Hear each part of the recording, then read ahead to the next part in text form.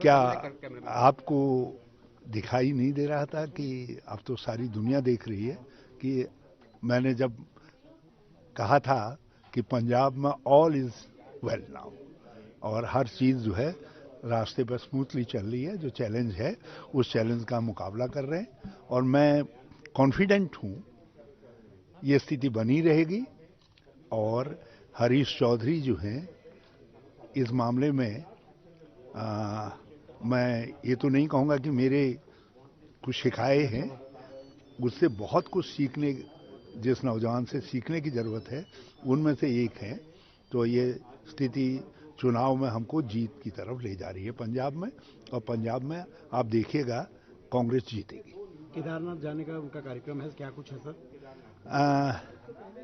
केदार बाबा से कौन क्या मांग रहा है वो तो सब देने वाला है, लेकिन वो केदारनाथ जाते हुए उन लोगों ने अपने दर्शन मुझको भी दिए, तो मैं उनको बहुत धन्यवाद देना चाहता हूँ।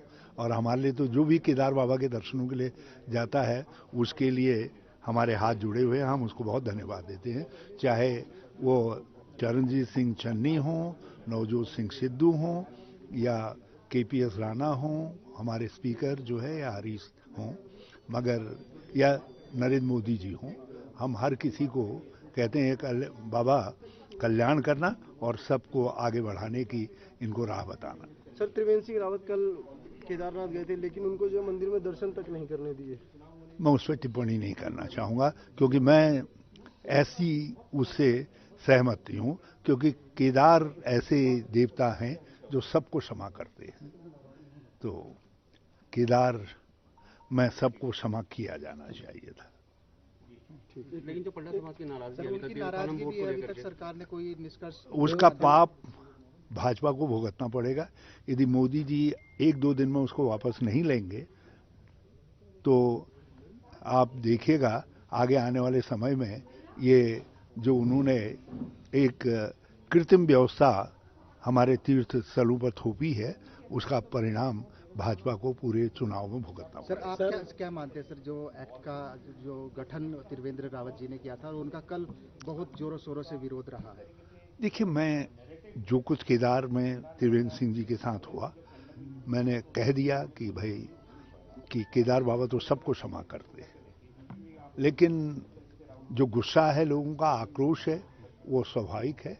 और भाजपा जिस प्रकार से डिलेइंग टैक्टिक्स कर रही है, हमारे कांग्रेस के, विपक्ष के और जनता के एकमुश्त दबाव के बाद भी जो अहंकार दिखा रही है, मैं उसकी निंदा करता हूँ। और उसको सुधारने का एक ही रास्ता है उनके पास कि वो जो है इसको तत्काल प्रभाव से निरस्त करें, विधानसभा का सत्र बुला करके निरस्तीकरण का प्रस्ताव लाएं। और वो नहीं करेंगे तो हम हैं, हमारी गवर्नमेंट का जो पहला एक्ट होगा वो इसको निरस्त करना होगा। सर, कांग्रेस में कुछ और लोग क्या शामिल होने जा रहे हैं, कोई विधायक कुछ, क्योंकि अब समय कम रह गया है और बड़ा झटका कांग्रेस कब देगी बीजेपी को? उनको वो तो जो गिर गए हैं, गिरे को कांग्रेस झटका कभी देती ही नहीं, वो तो गिर गए हैं।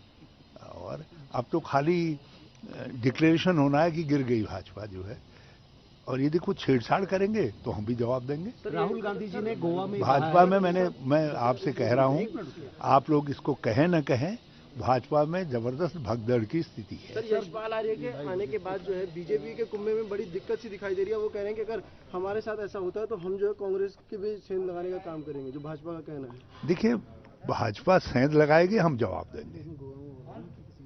हम, क्योंकि 2016 में ये एक नई स्क्रिप्ट भाजपा ने लिखी थी उत्तराखंड में, उस समय हम सत्ता में भी थे, तो हमने कभी वो अहंकार नहीं दिखाया कि हम ऐसा कर सकते हैं।